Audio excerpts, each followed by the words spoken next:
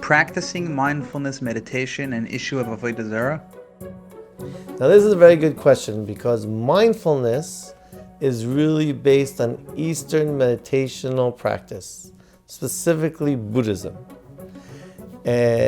Transcendental meditation is also based on Eastern meditation practice, specifically Hinduism.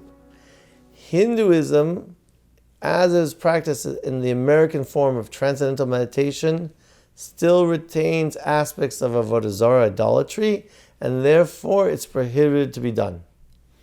Buddhism, as it's been translated into the American practice of mindfulness meditation, pretty much has taken out all aspects of Avodah Zarah idolatry.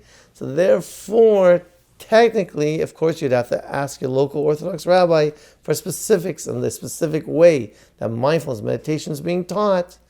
But generally, if it's devoid of statues, gongs, incense, and of course, mantras, and none of that, it's just breathing techniques, then no, it is not an issue of Avodah Zarah, of idolatry. However, does not necessarily mean that this is the path that a Jew should take, because mindfulness is a spiritual tradition. It's based on deep spiritual principles that are now being applied for people to reduce stress, worry, anxiety. However, they are completely based on those initial spiritual principles that have a psychology to them, that a person actually buys into that psychology when they get involved in mindfulness meditation. And that psychology is generally based on that there is no God. There's energies, there's, some kind of unity in the world that exists and brings everything together as one, but exists outside of the realm of God.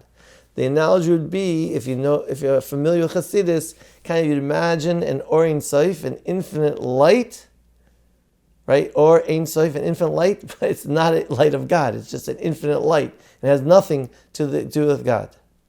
So therefore, it is not necessarily recommended a person should do mindfulness, of course, unless they are in certain situations and a doctor says they must do it and it has to be done to relieve stress or anxiety for health and issues that you can eat non-kosher medicines. There's a lot of things you could do for health, but for people who don't have extreme pressing health issues and they just want to reduce regular stress, worry, anxiety in their lives, then no, mindfulness will not be the best venue for them. But the best venue would be Hisbonenus on Hasidus. You would need a step-by-step guide to kind of give a comparative approach to mindfulness, a parallel approach.